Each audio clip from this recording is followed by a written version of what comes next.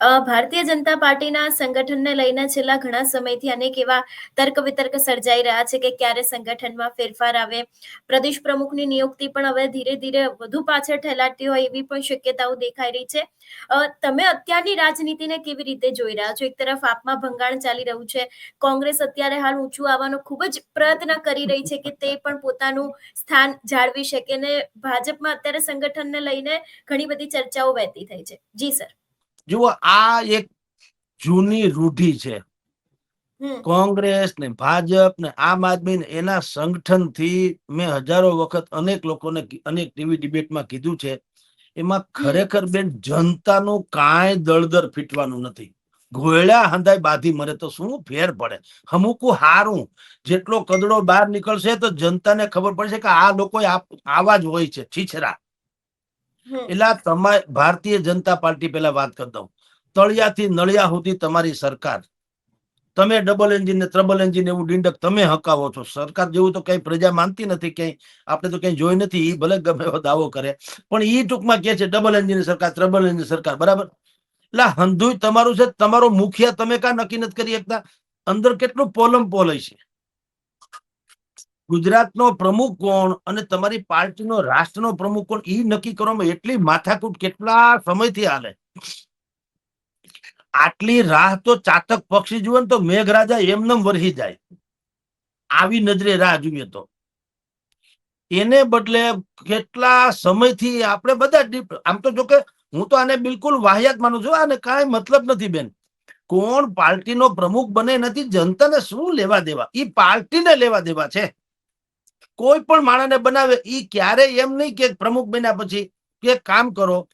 આપણે જેમ અહીંયા ગાંધીનગરમાં કે દિલ્હીમાં મોટો કાર્યક્રમ હોય ત્યારે ખબર છે દરેક પાર્ટીના લોકો ચલો દિલ્હી, ચલો ગાંધીનગર એવો એવો ઓલો આપે, આદેશ આપે, અને આથી બસ ભરાય ભરાય હંધા કાર્યકર્તા ન્યા જાય જય હો કરવા. એમ પાર્ટીનો કોઈ પ્રમુખ નિમાવાનો હોય, ભાજપ હોય, કોંગ્રેસ હોય કે આમ આદમી હોય, હો, ઈ એમ જો કરવાનો હોય કે ભાઈ ચાલો આજથી હું પાર્ટીનો પ્રમુખ, તો કે હા, પહેલામાં પહેલું કામ છેવાડાના લોકોમાં, ચલો છેવાડાના લોકો, ચલો છેવાડાના લોકો સુધી એવો આદેશ આપવાના હોય કે ભાઈ આ દેશમાં અથવા તો પ્રદેશમાં જે છેવાડાના લોકો કહેવાય છે, જ્યાં સુધી હજી સરકારી યોજનાઓ પહોંચી નથી, વિકાસ પહોંચ્યો નથી, ત્યાં આપણે શરૂઆત ત્યાંથી કરીએ તો એની ચર્ચા એક નહીં 10 વખત કરવી હારી. કે ભાઈ આ લોકો અંતરિયાળ ગામડામાં જઈ અને પાણી, રસ્તા, રોડ, શિક્ષણ, આરોગ્ય, બેરોજગારી, સલામતી આ બધાની ન્યા એવી આદર્શ સ્થિતિ સ્થાપવાના છે જે તે પ્રમુખ, જે તે પાર્ટીના, હો, કે આપણે એની ચર્ચા કરવી જોઈએ કે ધન્ય હો આને. કોઈ હરામ બરોબર કઈ કરવાના હોય તો ઈ પ્રમુખ જે કોઈ નિમાહે વાકા ત્રાહા થઈને, એટલે મનસે ખંડણી ઉઘરાવવા, રાજકીય ખંડણી, ધુંબા પાર્ટી. કારણ કે હવે ચૂંટણી આવવાની 2027માં ચૂંટણી આવે, ચૂંટણી કાવડિયા વગર તો લડાતી નથી. આપણે લોકતંત્ર બોકતંત્ર આપણે હાવ ખોટું હંબક હાલે છે. આ નોટ તંત્ર છે, લોકતંત્ર નથી. એટલે 2 કરોડમાં જે ટિકિટ લઈ આવતા હોય, ભલે ને કોઈ આમાં વ્યક્તિગત વાતો કઈ છે જ નહીં, પણ આપણે સાંભળીએ છીએ ને બજારમાં કે ભાઈ આ કરોડો રૂપિયા ખર્ચીને ટિકિટ લઈ આવ્યા, પછી કરોડો રૂપિયા ખર્ચીને પાછા એ જીતે. તો ટૂંકમાં જે 8-10 કરોડ રૂપિયા કે 15-20 કરોડ રૂપિયા વાપરે, એ 150 કરોડ બનાવવા હાટું વાપરતા હોય ને. કોઈ માણસ એવું સાંભળ્યું કે ભાઈ સમાજ હાટું થઈને ખપી ગયા કોઈ માણસ? તો પ્રમુખ કોણ નિમે? ભારતીય જનતા પાર્ટીના પ્રમુખ કોણ થાય એ ઘણા સમયથી ગુજરાતમાં ચાલે છે અને રાષ્ટ્રીય કક્ષાએ ચાલે છે. એનાથી જનતાને કોઈ ફરક નથી પડતો ને હજી એનો ક્યારે મેળ પડશે એ રાજા રામ જાણે. ઠેકા ઠેકી ચાલ્યા કરે છે. આમ હવે આમ ગળા સુધી આવી ગયા છે, એટલે લાંબુ ખેંચાય એમ નથી, પણ મોટો ડખો છે. ડખો શું છે? RSS, રાષ્ટ્રીય સ્વયંસેવક સંઘ, અને ભારતીય જનતા પાર્ટી, એ બંને વચ્ચે અત્યારે મતભેદ છે. રાષ્ટ્રીય સ્વયંસેવક એમ સંઘ વાળા એમ કે છે કે અમારે હવે કોઈ બટકણા માણસ જોતા નથી, અમારે કટ્ટર માણસો જોઈએ છે. કારણ કે અગર હમ બટેંગે તો કટેંગે, ઈ ચોખ્ખી વાત કરે છે. હવે આપણે ક્યાંય સમાધાન કરવાનું થતું નથી. આપણી જે વાત છે એટલે કે હિન્દુત્વની કે હિન્દુ રાષ્ટ્રની, એને જે આગળ ધપાવી શકે એવા માણસોને તમારે મૂકવા જોઈએ. કેન્દ્રમાં ગડકરી, દેવેન્દ્ર ફડણવીસ, ભાઈ આપણા યોગી આદિત્યનાથ અને સંજય જોશી, આ 4ની વાત કેન્દ્રમાં RSS તરફથી હાલે છે. ભારતીય જનતા પાર્ટી XYZ એને નામ હકાવે જાય છે. ધર્મેન્દ્ર પ્રધાન થી માંડીને બાકી બધાના, હરિયાણાના મુખ્યમંત્રી હતા ભૂતપૂર્વ, એ સહિતના બધી એવી બધી વાતો છે. ઈ ડખો ન્યા છે તો એવો અહીંયા પણ છે, ગુજરાતમાં છે. અહીંયા આનંદીબેન, અમિતભાઈ શાહ ઈ પણ ત્યાં પગડા ખેલે છે. હવે ભાઈનું શું થાય એ રાજા રામ જાણે. એટલે બધી બાબતમાં ડખો છે અત્યારે. હવે મેં આનો ખાલી એટલું કેવું તો કહી શકાય કે હવે ગળે આવી ગયા છે. હવે લાંબુ ખેંચે એમ છે નહીં. ડોક્ટર કહી દે અમુક જગ્યાએ આપણા સ્વજનોને આપણે હોસ્પિટલ લઈ જઈએ, એને એમ લાગે કે કેસ હવે કઈ ખેંચે એમ નથી, એટલે શું કે ભાઈ તમે ઘરે લઈ જાય સેવા કરો, હવે થાય એટલી. કારણ કે હવે આમાં કઈ લાંબુ ખેંચે એમ નથી. એમ હવે આને આ અત્યારે પ્રમુખ પદનું કોકડું જે ગૂંચવાણું છે ને, એને હવે તમામ લોકો જે રણનીતિકારો હોય ભાજપના, એને કહી દીધું કે હવે આ તમે પતાવો ભાઈ, આની સેવા થાય એટલી કરો, હવે આમાં કઈ લાંબુ હાલે એમ નથી. એટલે અઠવાડિયા 10 દીમાં મેળ પડશે એવું લાગે છે. જો કે આવું પાછું ઘણા સમયથી લાગે, પણ હવે એનો અંત નક્કી નિકટ છે. ટૂંકમાં એનો નિવેડો લાવવો પડે એમ છે, એવી સ્થિતિ છે. કોંગ્રેસમાં થઈ ચૂક્યું છે નવસર્જન. પ્રમુખ નિમાઈ ગયા, કાર્યવાહ થી માંડીને સંગઠન નિમાઈ ગયું, જિલ્લા પ્રમુખો નિમાઈ ગયા. પણ તમે જુઓ, જે ચેતનવંતું જોવા મળવું જોઈએ એવું કાંઈ જોવા મળતું નથી. અમિતભાઈ ચાવડા જે છે એ છે, તો પછી ભાઈ આપડા પછી બાકીના બધા ઉપપ્રમુખ બની ગયા, જિલ્લા કક્ષા સુધીના બધાના પ્રમુખો નિમાઈ ગયા. પણ ક્યાંય તમને કોંગ્રેસ ચેતનવંતી, આમ તમને ચેતનવંતી એટલે છાપામાં કે મીડિયામાં છવાઈ ગઈ હોય, કોઈ એવી નવી બ્લુ પ્રિન્ટ એને રજૂ કરી હોય કે જનતા એમ આશા સેવે કે ના આ નવો વિચાર છે અને આ લોકોને આપણે થોડુંક પુશઅપ કરવા જોઈએ, આને આગળ રાખવાની જરૂર છે, એવી કોઈ આશા બંધાય એવી કોઈ છે નહીં. એ નિમાઈ ગયા તો એ પોતપોતાનો બધા ઉત્સવ મનાવીને બેસી ગયા. રાજા રામ જાણે શું કરે છે એ સમજી લ્યો. એટલે કોંગ્રેસની હાલત એ છે. આમ આદમી પાર્ટી તમે જાણો છો, એમાં એક હાંધો ને 13 તૂટે. હજી તો ભેંસ ભાગોળે છેસ છાગોળે ઘરમાં ઘમાઘમ. હજી એક બેઠક હું જીતી ગયા અને માહોલ સર્જાણો આખા રાજ્યમાં આમ આદમી પાર્ટી તરફેનો કે સહાનુભૂતિનો. ત્યાં તો કરશનદાસજી બાપુ ભાદરકા વાળાથી માંડીને તમે જુઓ છો, સાંજ પડે 3 જણા રાજીનામા આપીને કેવી એકબીજા કેવું ઇધર ઉધર બોલી રહ્યા છે. મેં 1-2 વિડીયો સાંભળ્યા ભાદરકા સાહેબ એટલે કરશનદાસજી બાપુનો. એને તો મને ઉદ્દેશીને જગદીશભાઈ ખાસ સાંભળી લે, જગદીશભાઈ ખાસ સાંભળી લે, હું આમ છું હું તેમ છું. ભાઈ અમે તમને એમ કહીએ છીએ, ભાદરકા બાપુને એટલે કરશનદાસજી બાપુને આપણે એમ કહીએ છીએ કે તમે મને એક વાત, મને નહીં આખા ગુજરાતને સમજાવો. એક જ મુદ્દો, તમે એમ કહો છો કે મારી તબિયત સારી નથી એટલે રાજીનામું આપું છું, હા કે ના? એને જ લખ્યું છે તો કે હા. તો ઈ બીમારી એવી કેવી કે તમે આમ આદમીમાં જિંદગીમાં નહીં જાઓ, બીજા ગમે ત્યાં જઈ શકો. એવી બીમારી હોય કોઈ? આમ આદમીમાં રહેવાથી બીમારી ફાટી નીકળે, બીજે ક્યાંક જાઓ તો તમને એ દર્દ ઓછું થાય. એવી કોઈ બીમારી નવી નીકળી હોય તો રામ જાણે. આ તો રાજકીય બીમારી થઈ ને. એને શું કીધું, સ્મશાનમાં જાઉં ત્યાં સુધી હવે હું આમ આદમી પાર્ટીમાં નહીં જાઉં. એક ચેનલમાં પૂજ્ય બાપુ એમ કે છે કે આ કઈ આમ આદમી પાર્ટી કઈ ગોપાલ ઇટાલિયાના બાપની જાગીર નથી. તો તમારે ડખો તો જુદો છે ને, બીમારીનું નામ તો ખોટું ને. એટલે હું તમને કઉ છું, તમને મેં જગદીપ ધનખડ આરે જે સરખાવ્યા કરશનદાસજી બાપુને કે આ આમ આદમી પાર્ટીના ગુજરાતના જગદીપ ધનખડજી છે, તો એમાં વાજિબ છે ને. તમે જે કયો તો છે નહીં. બીમારી નામની ચીજ કોઈ નથી. કારણ કે બીમારી હોય તો એમ કે ને માણસ, હાલો બીમારી છે, તમે બાયપાસ સર્જરી કરાવી, ઓકે. પણ તમે એમ કહો ને ભાઈ સારું થઈ જાય, આરામ થઈ જાય, પછી પાછો હું કામે વળગી જાય. પણ હવે આમ આદમીમાં તો મરી જાવ તો નહીં જાવ. તો એનો અર્થ એમ કે તમારી બીમારી રાજકીય છે, એ તો હકીકત ને. તો તમે ક્લિયર કયો ને. એમાં તમે જે પ્રેસ નોટ મોકલાવી, જાહેર જે કર્યું એ ખોટું. એટલે હું એ જ કહું છું કે તમે જનતા સામે ચોખ્ખે ચોખ્ખો તમારો જે ચહેરો છે ને એ ક્લિયર કરી દો, એમ કહું છું. આ બાધી મુઠ્ઠી લાખીને રાખો એ બરાબર નહીં. કોથળામાં પાંચસેરી મારો, જનતા ભ્રમિત થઈ જાય. તમે દેખાવ સાધુ ચરિત્ર અને તમારું લક્ષણ જે છે રાજચરિત્ર છે, તો બે ડખો છે. કા તમે રાજકારણી રીઢા છો તોય વાંધો નથી, પાછો વાંધો તો છે નહીં. રાજકારણી ગમે આ બધા ખેલ કરે છે ને બધા રાજકારણીઓ. પણ તમને એટલે કે ભાઈ કરશનદાસજી બાપુને લોકો જરા જુદી નજરે જુએ છે કે ભાઈ આ વ્યક્તિ સાધુ ચરિત્ર છે. કમસે કમ બીજા બધા કદાચ ઓછા ખરાબ માનો, હાલો વધુ સારું નહીં તો પણ ઓછા ખરાબ હશે, થોડા આદર્શ હશે, મહેનતુ હશે, બીજું બેબાક બોલે છે, મોટિવેશનલ સ્પીકર છે, બધું છે એનામાં ગુણિયન. પણ ઈ દેખાડો હોય તો બહુ ખરાબ, જે અત્યારે દેખાડા જેવું લાગે છે. કે તમે ભીતરથી કહો છો કે મારી તબિયત તો ઘોડા જેવી છે, અને તમે જાહેરમાં શું કહો છો કે તબિયતની નાદુરસ્તીને કારણે હું રાજીનામું આપું છું. એટલે આ બધી જગ્યાએ ભાજપ, કોંગ્રેસ અને આમ આદમી કયો કે બીજી કોઈ રાજકારણ નામની જે ચીજ છે એને જનતાને ઉલ્લુ બનાવવામાં કઈ ખામી નથી રાખી, સાહેબ. બધા મામા માસીના એકબીજાને હારે હળી ભળીને ખાઈ પીને મજા કરે. હું ને તમે અથવા તો જે કોઈ સપોર્ટર્સ હોય એકબીજા એ બથોડા લે એકબીજાને, મારી નાખું, કાપી નાખું. એટલે ભાઈ આ તમે જુઓ તો ખરા, હવે અત્યારે શું થાય છે. જવાહર ચાવડા એમ કે છે કે એ કદાચ આમ આદમી પાર્ટીમાં આવી જશે. અત્યારે ભાજપમાં છે, નથી રદિયો આપતા, નથી ભાજપ વાળા કઈ બોલતા નથી, કઈ આમ આદમી પાર્ટી કીધા કરે છે કે આવે છે, આવે છે, આવે છે, આવે છે. બરાબર. કરસનદાસજી બાપુ ક્યાં જવાના છે એ રામ જાણે, પણ આમ આદમીમાં નથી આવવાના એ ક્લિયર છે. એ પોતે બોલી નાખે છે, હું આમ આદમીમાં તો નહીં આવું, સ્મશાન સુધી જાઉં તો. એટલે ટૂંકમાં બીજે ક્યાંક જઈશ. એને પાછા કે છે મને મારા માવતરે કીધું કાલની હું ખબર. તો ભાઈ વાંધો નહીં, તમ તારે રાજનીતિ છે આવો ને, પણ આમ ક્લિયર થઈને આવો ને, જનતાને ભરોસો મૂકવાની ખબર પડે. હવે હું પત્રકારે હોઉં અને પાછો કોઈક પાર્ટીમાંથી કટકટ પૈસા કટકટાવીને એનું બોલતો હોઉં, કોઈક પાર્ટીની અરે નારાજગી હોય તો એની વિરુદ્ધમાં બોલતો હોઉં, આમ થોડું હાલે.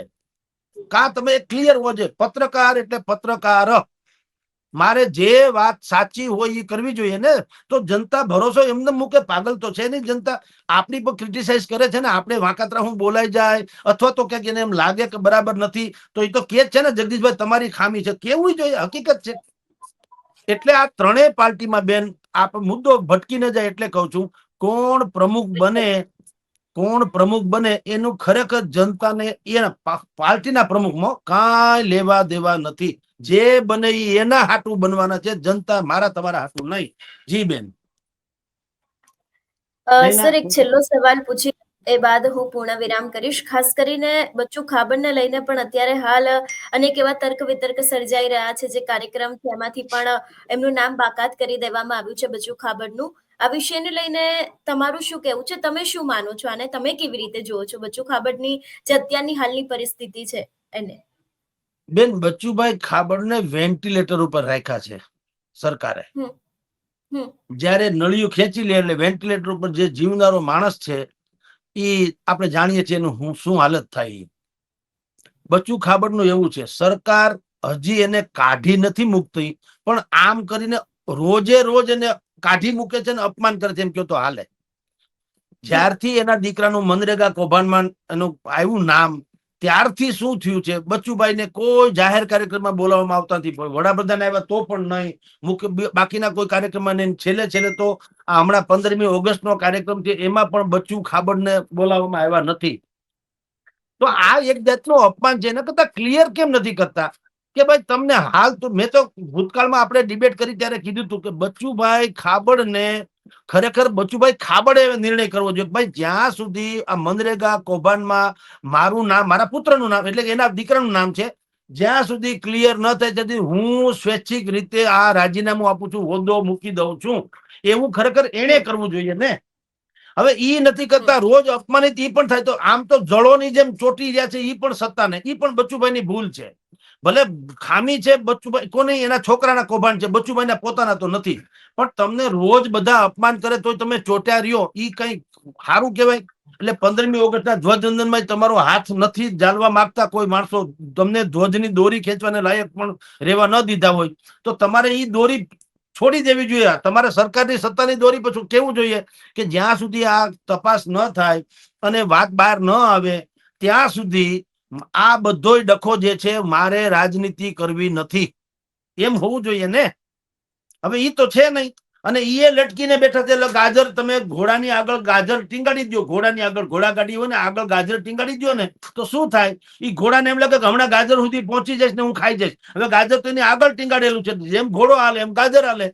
એમ આ અત્યારે મંત્રી છે એમ ઈ પોતે માને છે બચુભાઈ કે મંત્રી છે, પણ મંત્રી પદો જેવું કઈ રાખ્યું તો નથી. તમે ઓફિસમાં ક્યાંય દેખાતા નથી, તમને કાર્યક્રમમાં ક્યાંય બોલાવવામાં આવતા નથી, 15મી ઓગસ્ટ જેવા રાષ્ટ્રીય કાર્યક્રમમાં તમારો ક્યાંય મેળ પડતો. તો ભલા માણસ, તો હું કામ તમારે આ સહન કરવું જોઈએ, હું એમ કહું. હવે એનામાં પણ જો થોડીક નૈતિકતા બચી તો એને ખરેખર કેવું જોઈએ ભાઈ છોડો પાપમાંથી, હવે હું રાજીનામું આપું છું ને તમારે આ તપાસ પૂર્ણ થાય અને જો એ નિર્દોષ છૂટે તો મારો એટલે રોલ નથી એમ જયારે સાબિત થાય પછી ભલે ને પાછા એ શપથ લઈ લે. હજી 2.5 વર્ષની વાર છે. પણ ઈ પણ જળોની જેમ ચોટ્યા છે કોઈ હિસાબે, અને હાવ છેલ્લી પાયરી એ સરકાર વહી ગઈ છે, એને બોલાવતા નથી, તો પણ હજી મંત્રી પદ એનું ચાલુ રાખે છે. એનો શું મતલબ? એટલે બંને પક્ષ એટલે ભારતીય જનતા પાર્ટી અને બચુભાઈ ખાબર બે પક્ષે આ ડખો છે, અને છેલ્લી પાયરીનો ડખો છે. કા બચુભાઈએ સામેથી કેવું છે ભાઈ સાહેબ માફ કરો, મારે નથી રમવું હવે, અને કા પાર્ટી એને બિલકુલ સસ્પેન્ડ કરવા જોઈએ કે પડતા મૂકવા જોઈએ. હવે આમ નથી મૂકતા ને રોજ અપમાનિત કરે છે, રોજ ક્યાંય, સમજી લ્યો. એટલે આ સ્થિતિ છે. બચુભાઈની પાસે હજી તક છે, હું તો એમ માનું છું બચુભાઈ પાસે હજી તક છે. એને કેવું જોઈએ કે ભાઈ જ્યાં સુધી આ તપાસમાંથી મારા પુત્ર જે છે એ નિર્દોષ સાબિત ન થાય, અથવા તો પુત્ર ભલે દોષિત સાબિત થાય, પણ બચુભાઈનો સ્વયંનો ખુદનો વાંક ન ઠરે. નહીતર અત્યારે શું લાગે છે બધાને કે બચુભાઈ મંત્રી છે એટલે જ એના છોકરા કૌભાંડ કરી બધા હાથ મીચામણા કર્યા હોય ને, એવો એક ઓલો છે આરોપ. તો બચુભાઈ ક્લિયર કરવું છે પ્રેસ કોન્ફરન્સમાં રહીને કે મારી ક્યાંય સંડોવણી જાહેર થાય તો હું પ્રધાન પદ તો છોડો, હું રાજનીતિમાંથી પણ સંન્યાસ લેવા તૈયાર છું. જે કઈ કૌભાંડથી મારા છોકરાએ કર્યું હકીકત, પણ એમાં મારો કોઈ દોષ કે વાંક નથી એવું સાબિત તો કરવું છે ને. પણ મને લાગે ત્યાં સુધી એવું નહીં થઈ શકતું હોય એટલે બચુભાઈ પણ અવઢવમાં છે કે કરવું શું. એટલે આ એક જટિલ પ્રશ્ન જેવું થઈ ગયું છે, જે સરવાળે ભારતીય જનતા પાર્ટી અને ગુજરાત સરકારની ઉપર નાલેશી ભર્યું આ પ્રકરણ છે. જી હંસિનીબેન. ગઈકાલે આપણે જોયું હતું કે લોકડાયરાના કલાકાર દેવાયત ખવડ ફરી એક વખત ચર્ચામાં આવ્યા હતા. હવે તો તેમની સામે ગુનો પણ નોંધાઈ ગયો છે. ઘણી બધા ખુલાસા થયા હતા, સીસીટીવી ફૂટેજ પણ સામે આવ્યા છે. આજે આ જ વિષયને લઈને વાતચીત કરવી છે, અને આ વિષયને લઈને વાતચીત કરવા માટે મારી સાથે જોડાઈ ગયા છે વરિષ્ઠ પત્રકાર જગદીશ મહેતા. સર, આજે ઘટના સામે આવી છે, સમગ્ર દેવાયત ખવડ ફરી એક વખત ચર્ચામાં આવ્યા છે. જો કે પહેલી વાર નથી કે ચર્ચામાં આવ્યા હોય, આની પહેલા પણ ઘણી બધી વખત ચર્ચામાં આવતા જ હોય છે. તમે આ ઘટનાને કેવી રીતે જુઓ છો? જુઓ હંસિની બેન, આ બધા રૂટીન છે અને સામાન્ય લોકો છે, આઇકોનિક નથી કે આખી દુનિયા એને ફોલો કરતી હોય. કલાકાર છે ઠીક છે, પણ જે અત્યારે ઉછાછડાપણું કરી રહ્યા છે એ વાજિબ નથી. કારણ કે કમસે કમ લોકો એને કલાકાર છે એના સંદર્ભે પણ હજારો લાખો લોકો એને સાંભળે છે. દેવાયત ખવડ બહુ મોટું નામ, ખરેખર એ હજી છે એના કરતા વધુ થઈ શકે એમ છે, પણ કમનસીબે અત્યારે જે મોરો ભટકાવવાની પદ્ધતિ જે ચાલી રહી છે એમાં એ હાથે કરીને પોતાનું નામ એમ કે વામણું કરી રહ્યા છે. દેવાયત ખવડ અને વિવાદ ઈ લગભગ આમ પર્યાય શબ્દ હોય ને એવું થઈ ગયું છે, પરસ્પર. પેલા શું હતું? કલાના સાધકો હતા, હવે કલાના સંગ્રહકારો થઈ ગયા છે. સાધક અને સંગ્રહકારમાં ફેર. સંગ્રહકાર એટલે તમારા ગોડાઉનમાં ગમે એટલો માલ પડ્યો હોય તમે વેચા કરો એના જેવું. સાધક આખી જુદી ઘટના છે. નારાયણ સ્વામી પણ ભજનીક હતા. દેવાયત ખવડ તો છોડીએ, અત્યારના લોક સાહિત્યકાર છે. ભીખુદાન ગઢવી છે, હરસુદાન ગઢવી છે, ભરતદાન ગઢવી છે, ઈશ્વરદાન ગઢવી છે, આ બચુભાઈ થઈ ગયા ગઢવી. તમે શૌર્યની કથાઓ કરે એટલે તમને એમ થાય કે બસ હવે તો બાકા ઝીક બોલાવીએ તો જ હા, નહીં તો ના. એવી એની પાસે કળા પણ હતી, પણ તે બધા ક્યારે છલકાતા નહીં, ઢોળાઈ ન જાય. શું કામ? એ લોકો સાધક હતા. માં સરસ્વતીની કૃપા છે એમ માનીને એનો પ્રસાદની જેમ લોક સાહિત્ય વિતરણ કરતા હતા. અત્યારે થોડા સમયથી, એટલે આ જ્યારથી ટીવી યુગ શરૂ થયો ત્યારથી લોક સાહિત્યના ક્ષેત્રમાં બધા સુખી બહુ થયા, એમાં ના નહીં, રાજીપા થવા જેવી વાતો છે. પણ સુખને પચાવવાનું કેટલાક લોકોને જ ફાવ્યું, કેટલાકને નથી ફાવ્યું. દેવાયત ખવડે અત્યારે આપણે બધા જાણીએ, સુરેન્દ્રનગરના દુધઈ ગામના એક ગામનો માણસ. આજથી 10 વર્ષ પહેલા કે 20 વર્ષ પહેલાનો ઇતિહાસ તમે જુઓ. દેવાયત ખવડ, એના ફાધર પોતે કીધેલી વાત છે, મજૂરી કરતા હતા, સંપૂર્ણપણે ગરીબ લોકો હતા. સાયકલ, એની પાસે પહેલું વાહન સાયકલ હતી, ત્યારે એ રોલો પાડતા હતા. અત્યારે એ મર્સિડીઝમાં ફરે છે. પહેલો ડાયરો જયારે ઈશ્વરદાન ગઢવી આમ જે ડખામાં આવ્યા ને ત્યારથી ઈશ્વરદાન ગઢવીને ભાઈ આપણા દેવાયતભાઈ બહુ સારા માને, એટલે સેલ્યુટ કરે. એના શબ્દોમાં કહું તો સેલ્યુટ, સલામ મારતા હતા ઈશ્વરદાન ગઢવીને. કારણ કે શૌર્ય સભર વાતો કરવામાં ઈશ્વરદાનને કોઈ પહોંચે નહીં એવું દેવાયત ખવડ બી માનતા હતા. હવે કમનસીબી કયો કે વિધિની વિચિત્રતા કયો એ જ ઈસદાન જેને એ ગુરુ તુલ્ય માને છે, એ જ ઈસદાનના દીકરા બિજરાજદાનસિંહ જે એની સાથે પણ એને ડખો થયો તો. આ મોરે મોરો શબ્દ ત્યાંથી આવ્યો. જન્માષ્ટમીનો એક મેળો હતો અને મેળામાં ઈસદાનના દીકરા બિજરાજદાન ગઢવીએ કઈ વાત કરી હશે. વાત એને નામ નતું લીધું, પણ વાત એમ કરી હતી કે ભાઈ કઈક બોલીને પછી માફી માંગવી ને એના વિડિયા બહાર પાડવા ને એ આપડા નહીં. હું તો ઈસદાનનું લોહી છું, માફીનો વિડીયો બહાર પડો એના કરતા તો સ્ટેજ ઉપરથી હેઠા ઉતરી જવું સારું. આવું એને જે તે સમયે કીધેલું. હવે એમાં ખાલી નામ નતું કીધું, પણ એનું ગુજરાતી ભાઈને લાગુ પડે એવું હતું. તમે હંસિની બેન અત્યારે એમ કહો કે હું એક એવા પત્રકારની વાત કરી રહી છું જે લીલા કલરનું ટી શર્ટ પહેર્યું છે, ચશ્મા છે, ભાલે તિલક કરે છે, બીજું કોણ હોય? આ તમારી સામે જ બેઠો. એવી વાત હતી કે ઈસદાનભાઈએ જે વાત કરી એ ભાઈને ખબર પડી કે ભાઈ મારા ઉપર જ કહેવામાં આવેલી વાત છે, એટલે પછી એને સામે પાછી એને વિડીયો જાહેર કર્યો. મોરે મોરો શબ્દ ત્યાંથી આવ્યો. પણ એક વસ્તુ તમને કહું હંસિની બેન, અત્યારે બધા જ મીડિયામાં દેવાયત ખવડ ઉપર જ માથલા ધોવાય છે. પણ એક વસ્તુ કહું કે હાવ છે ને આપણે જાણ્યા કારવા વગર ન્યાય તોડી લેવો સારી વાત નથી. કારણ કે અત્યારે જે ડખો છે 6 મહિના પહેલા, એટલે કે ફેબ્રુઆરીમાં જે સંથાલ નામનું ગામ હતું, અમદાવાદ પાસે છે સંથાલ, હા, એ ગામના ભાઈ છે ભગવતસિંહજી, એને ત્યાં ડાયરો રાખ્યો હતો અને 8 લાખ રૂપિયા આપ્યા હતા. અને પછી દેવાયતભાઈ ત્યાં પહોંચી ન શકે. આ ડખો જૂનો છાપામાં આવેલી વાતો છે. હવે એ વાતને અત્યારે તમે જુઓ, આ બીજા મહિનાની વાત છે ને અત્યારે ઓગસ્ટ ચાલે છે, 6 મહિના થઈ ગયા સત્તાવાર.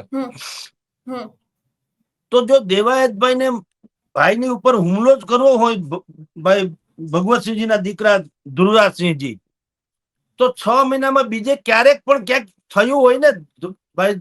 ધ્રુવરાજસિંહજી પણ ક્યાંક નીકળ્યા હોય, દેવાયત ખવડે ક્યાંક નીકળ્યા હોય, પણ આપણે ભીતરની વાત જાણતા નથી. પણ હું ખાલી એક ઇમેજ કરું છું, સંભવ છે શું થયું હોય તે, કે અંદરો અંદર ફોનથી કે કોઈના થ્રુ એકબીજાને ધમકા ધમકી થઈ હોય. હું આમ કરી નાખી, હું તેમ કરી નાખી. હવે આમ સ્વાભાવિક વાતો છે. આપણે બી કોઈની અરે ડખો થાય તો એવું જ કરતા હોઈએ છીએ. એ ખોટું નથી, બધા આવું કરતા હોય, એકબીજા લાગતા વળગતા થ્રુ વાત કેળવડાવે.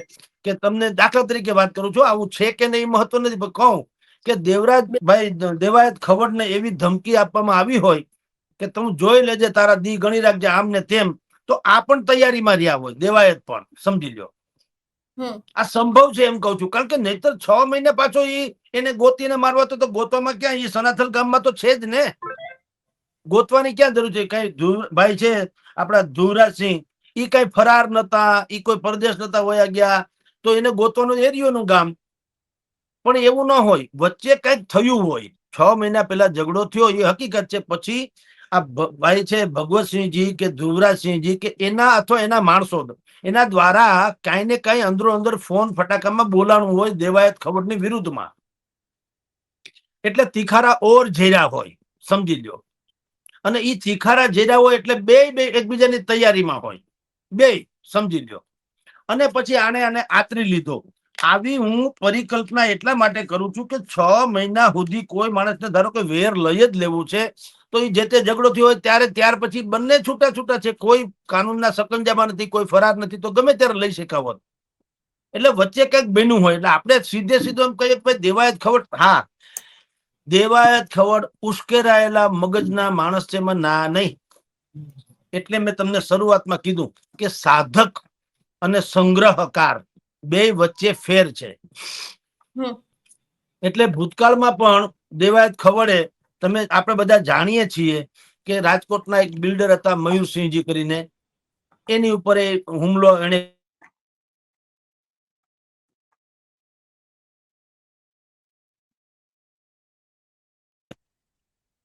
હવે કીર્તિ પટેલ હારે પણ એને ડખો થયો, પછી સમાધાન કરેલું. બિજરાજદાનજી ગઢવી સાથેની ડખો એને બધાને યાદ છે. સરદાર પટેલ વિશે પણ મંચ ઉપરથી દેવાયતભાઈ ખવડથી અવળ હવળ બોલાઈ ગયું હતું, પછી એને માફી પણ માગી હતી અને ઘણું બધું કર્યું હતું.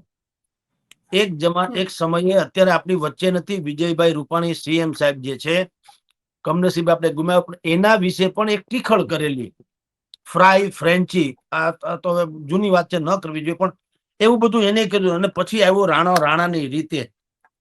હવે આ બધા દેવાયત ખવડની મેં તમને યાદી બતાવી વિવાદમાં રહેવાની. તો દેવાયત ખવડને પહેલી વખત વિવાદ થાય તો હું એમ માનું કે આકસ્મિક છે અથવા તો થતા થઈ ગયું. પછી આખી શૃંખલા જે થઈ, શૃંખલા એક પછી એક વિવાદ થતા જ રહે, તો સમજવું કે આ તમારી માનસિકતા છે. કારણ કે એક વખત થાય ભૂલ થાય, પછી વારંવાર થાય ગુનો ગણાય, ભૂલ ન ગણાય. ભૂલ ક્ષમ્ય છે, ગુનો અપરાધની સજા હોય. તો દેવાયતભાઈ હજી બિલકુલ નવું લોહી છે, એટલે બિલકુલ યંગસ્ટર છે. ધારો કે એ હજી લોક સાહિત્યને બિલકુલ સાધના કરે અને પાચન કરે, પચાવી શકે, તો એ સમાજને ઘણું બધું સારું આપી શકે એમ છે. કારણ કે હવે આપણે સંસ્કારો ક્યાંય શાળાના ઓરડાઓમાં મળતા નથી, આ ખુલ્લા ફળિયામાં મળે, જેને લોક ડાયરા કહે છે. લોક સાહિત્યકારો છે એ લોક શિક્ષક ગણાય અને ઈ જ સંસ્કૃતિની વાતો કરે, જે ગળે ઉતરે શીરાની જેમ ઉતરી જાય, એ ભાષામાં વાતો કરી શકે અને સમજાવી શકે. આના કોઈ સિલેબસ ન હોય. એટલે કે સંસ્કૃતિ નામની જે આપણી જે ધરાતલ સંસ્કૃતિ, એ સંસ્કૃતિ કાં તો આપણને માં સમજાવી શકે અને કાં માના સ્તર જેવો માસ્તર સમજાવી શકે. અને અત્યારે માસ્તરો શું છે બધું આપણે જાણીએ છીએ, એના દુનિયાભરના કામ છે ને બધું નોકરી પેશા બધા થઈ ગયા છે. એટલે માસ્તર કોણ છે? હવે માસ્તરો રહ્યા નથી, પણ જે લોક શિક્ષકો, એટલે કે આવા લોક સાહિત્યકારો. અને એ લોક સાહિત્યકારો જે છે, ઈશ્વરદાન ગઢવી કયો, બિરજદાન ગઢવી કયો, તમને કહું નામ જેના લ્યો તો દુનિયાભરના આપણી પાસે થઈ ગયા. સારામાં સારા ભીખુદાન ગઢવી છે થી માંડીને બચુદાન ગઢવી, ભરતદાન ગઢવી, આ બધા જ લોકો જે છે એ લોક શિક્ષકો છે. અને ભાઈ દેવાયત ખવડ પણ ઈ જ પેઢીના વારસ ગણાય. પણ કમનસીબે થોડાક અવળે રસ્તે છે. કાં એને કોઈક ઉશ્કેરે છે અને કાંઈ એમ માને છે કે આમ કરવાથી રોલો પડે છે. ખરેખર રોલો પડતો નથી, રોલો ઝાંખો પડે છે. દેવાયત ખવડનો રોલો છે જ સાહિત્યકાર તરીકે, બહુ મોટા ફ્રેન્ડ ફોલોઅર્સ છે એના. તો એને થોડુંક સંકીર્ણ થવું જોઈએ. હું તો એમ માનું છું કે ઈ જેને વચ્ચે બ્રિજરાજદાનભાઈ ગઢવી અને આ બેને ડખો થયો, તો સોનલાઈનું ધામ છે, ત્યાં જઈને મઢડામાં કે ગમે ત્યાં જઈને એને ક્ષમા યાચના કરી લીધેલી કે હવે આપણે નહીં ડખો કરીએ એમ. વળી પાછું આ 6 મહિના પછી અત્યારે તમે જુઓ છો તો અત્યારે જેની આપણે ચર્ચા કરી રહ્યા છે. તો સવાલ એ છે હંસિની બેન, કે અત્યારે જેમ સિંહનું દૂધ છે ને સુવર્ણના પાત્રમાં ઝીલાય, ટીનના કે માટીના ઠામડામાં ન હાલે, છલકાઈ જાય, ફાટી જાય. એવી રીતે આ લોક સાહિત્ય થકી તમને જે પ્રસિદ્ધિ મળે છે, કોઈ પણ ક્ષેત્રમાં પ્રસિદ્ધિને પચાવી બહુ અઘરી વાત છે. પ્રસિદ્ધિ એવી વસ્તુ છે કે તો એની ભૂખ કદાપી મટે નહીં, એ જેટલી મળે એટલી ભૂખ ખીલા કરે. એટલે એને પચાવવી જોઈએ. એ પચાવવામાં ભાઈ દેવાયત ખવડને હજી થોડીક સાધનાની ત્રુટી છે. કે પૈસો અઢળક મળી ગયો છે, પ્રસિદ્ધિ અઢળક મળી ગઈ છે, ફ્રેન્ડ ફોલોઅર્સ બહુ થઈ ગયા છે, ચારેકોર વાહ વાહ થતી હોય, તમે જાઓ તો લોકો તમને જગ્યા આપી દે, મંચ ઉપર બેહાડે, હાર તોરા કરે, સાલ ઓઢાડે, ફલાણું ઢીકણું તમારી ઉપર પ્રશંસાના પુષ્પો વેરે. આ બધું થાય તો એ પચાવવું જોઈએ, જીરવવું બહુ અઘરી વાત છે. તમને કહું બેન, એક પ્રતિકભાઈ ડાંગોદરા, પ્રતિકભાઈ ડાંગોદરા નામનો એક કવિ છે. બહેતરીન પંક્તિ એને લખી છે જે અહીંયા બિલકુલ ફિટ બેસે છે. પ્રતિકભાઈ ડાંગોદરા, એને લખ્યું કે અસ્તિત્વ કેમ માણતા હશે. આ લોકો જુઓ, જે લોકો કઈક પણ ખામી છે એના વિશે કે છે. અસ્તિત્વ કેમ માણતા હશે, ભૂતકાળને જે જાણતા હશે, પોતાનો ભૂતકાળ શું છે જાણતા હશે, તો એ આ બધા અસ્તિત્વને કઈ રીતે માનતા હશે એમ. અને એ એટલા બધા હારા હશે કે દોષ બીજાના જ ગણતા હશે. તમે એટલા બધા હારા છો, બીજાના જ દોષ, આપણા પોતાના દોષ આપણને ન દેખાય, એ ન ચાલે. એક આંગળી કોકની સામે ચીંધો, 3-4 આપણી સામે ચીંધાય છે, એ ખ્યાલ રાખવો જોઈએ. એટલે એ કે છે કે એ એટલા બધા સારા હશે કે દોષ બીજાના જ ગણતા હશે. અને પછી છેલ્લી પંક્તિ કહું, સુંદર વાત જે છે કે હવે દર્દની વાત પણ કોને કેવી, હવે દર્દની વાત એ પણ કોને કેવી, કોઈના ન થઈ આપણા થતા હશે. આ બાબતોની વાત જે લોક સાહિત્યકારો જે છે, ખાસ કરીને દેવાયત જેવા જવાનડા જે કવિરાજો છે અથવા તો લોક સાહિત્યકારો છે, એને યાદ રાખવી ઘટે કે ભાઈ તમારું એવડું મોટું નામ છે, તમને લાખો લોકો ફોલોઅર્સ કરીને તમને એમ માને છે કે તમે બિલકુલ સંસ્કૃતિની વાત કરી રહ્યા છો, તો તમારી પાસેથી એક અપેક્ષા પણ હોય જન સમૂહને કે તમારું જીવન થોડુંક એવું હોય કે એમાંથી કંઈક પ્રેરણા લઈ શકે. હવે તમે ધોકાવાળી લઈને બાઉન્સરની જેમ નીકળો ને ઓલી ગેંગ હોય એમ થાય ને કોકના હાડકા બેટકા ભાંગી નાખો ને, તો તમે ગમે તેટલા રૂપાળા હો, આપણે કહીએ ને ભાઈ લંકામાં હોનું શું કામનું, એક જમાનામાં એવી કહેવત હતી, સોનું છે પણ લંકામાં શું કામનું. એની જેમ તમારા સદગુણો, તમારું સાહિત્ય બહુ ઉચ્ચ શ્રેણીનું હોઈ શકે, પણ આ જે લખણ જે છે ઈ તમને કલંક લગાડે. એટલે અત્યારે જે મોરામોરી થઈ રહી છે કે વિવાદે થઈ જાય છે, ઈ જે તે કલાકારને તો નડે છે, સમજ્યા. આપણા લોક સાહિત્યનો જે સ્તર છે ને, સ્ટેજ છે ને, એ ભાગવત કથાની પોથીથી જરાય ઓછું નથી હોતું. લોક સાહિત્યનો મંચ જે હોય છે એ, કારણ કે ત્યાંથી નરી સંસ્કૃતિની વાતો થાય. આ હવે થોડાક છીછરા ગીતો બીતો બધો આવવા માંડ્યા, નહીતર એક જમાનામાં બાપ અને દીકરી સાથે બેસીને માણી શકે એને કહેતા હતા લોક ડાયરો. શરૂઆતમાં સંતવાણી થાય ને પછી લોક સાહિત્યકારો આવી ગર્ભિત વાતો, સંસ્કૃતિની ગર્ભિત ને ગંભીર વાતો હળવી શૈલીમાં એવી રીતે કહેતા કે બાપ અને દીકરી, કે માં અને દીકરો, કે બેન અને ભાઈ, કે પતિ અને પત્ની, કે પ્રેમી અને પ્રેમિકા પણ એની ગંભીરતા સમજી શકે. આટલું બહેતરીન સાહિત્યનું અગર કોઈ પાસે આવું નિરૂપણ કરવાનું મંચ હોય તો એ આપણી પાસે સૌરાષ્ટ્રમાં, ગુજરાતમાં છે, જેને લોક ડાયરા કહે છે. તો આ લોક ડાયરાને ગજવનારા લોકો, લોક ડાયરાને લજવે નહીં એવી તો કમસે કમ આપણે આશા રાખવી જોઈએ. જી હંસિની બેન. સર, અમારી સાથે જોડાવા બદલ આપનો ખૂબ ખૂબ આભાર. નમસ્કાર. તમારું શું માનવું છે આ વિષયને લઈને અમને કમેન્ટ કરીને ચોક્કસ જણાવજો. તેની સાથે અમારી ચેનલ નિર્ભય ન્યૂઝને લાઇક, શેર અને સબસ્ક્રાઇબ કરવાનું ભૂલશો નહીં. નમસ્કાર.